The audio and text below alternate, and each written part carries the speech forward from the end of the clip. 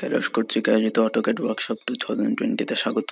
এই টিউটোরিয়ালটিতে আমরা দেখব ফিলেট এবং চ্যামফার কমান্ড। এখানে প্রথমে একটি রেক্ট্যাঙ্গেল ড্র করব।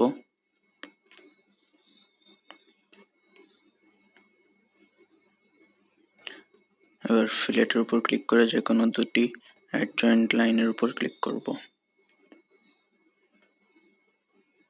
এখানে আমরা দেখতে পাচ্ছি আমাদের কোনো ফিলেট ক্রিয়েট হয়নি, কারণ হচ্ছে আমাদের ফিলেটের রেডিয়াস 0 দেয়া। এবার আবার ফিলেটে যে রেডিয়াসের উপর ক্লিক করে রেডিয়াস 4 ইউনিট দিব। এবার এই দুটি লাইনের উপর ক্লিক করলে দেখতে পারবো এখানে ফিলেট হয়ে গেছে। এখানে ফিলেটে আর একটা অপশন হচ্ছে মাল্টিপল। এখানে আমরা মাল্টিপলে ক্লিক করে একসাথে একাধিক ফিলেট করতে পারবো।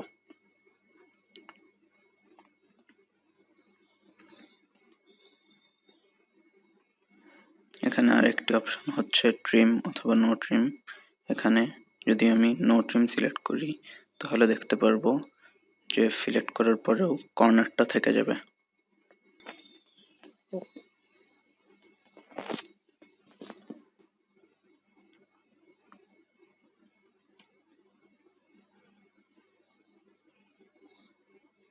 এখন আরেকটি রেক্ট্যাঙ্গেল ড্র করব। এখানে ফিলেটে আরেকটি অপশন আছে, সেটি হচ্ছে পলিলাইন। পলিলাইন সিলেক্ট করলে রেক্ট্যাঙ্গেলের যে কোনো জায়গায় ক্লিক করলে একসাথে সবগুলো কর্নার ফিলেট হয়ে যাবে।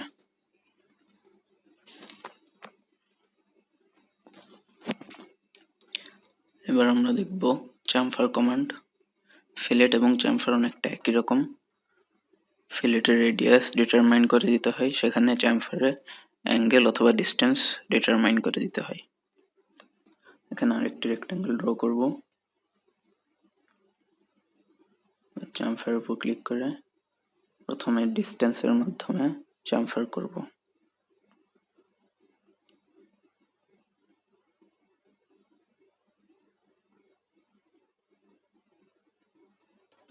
স্পেসিফাই ফার্স্ট চামফার ডিস্টেন্সে এখানে আমি 5 দিব এবং সেকেন্ড চামফার ডিস্টেন্সে 8 দিব। সিলেক্ট ফার্স্ট লাইনে এটা এবং সেকেন্ড লাইনে এই লাইন সিলেক্ট করলে দেখতে পাচ্ছি এই পয়েন্ট থেকে এই পয়েন্টের ডিস্টেন্স 5 ইউনিট এবং এই পয়েন্ট থেকে এই পয়েন্টের ডিস্টেন্স 8 ইউনিট। এবার চামফার করব অ্যাঙ্গেল কমান্ড ইউজ করার মাধ্যমে। Chamfer length on the first line এখানে 5 দিলাম এবং angle from the first line এখানে 30 দিলাম। এখানে লাইন দুটি সিলেক্ট করার পরে দেখতে পাবো এখানে chamfer ক্রিয়েট হয়ে গেছে। এখানে এই লাইনটা এবং এই লাইনের মধ্যে অ্যাঙ্গেল হচ্ছে 30 ডিগ্রি। এটাই ছিল আজকের টিউটোরিয়াল। আমাদের সাথে থাকার জন্য ধন্যবাদ।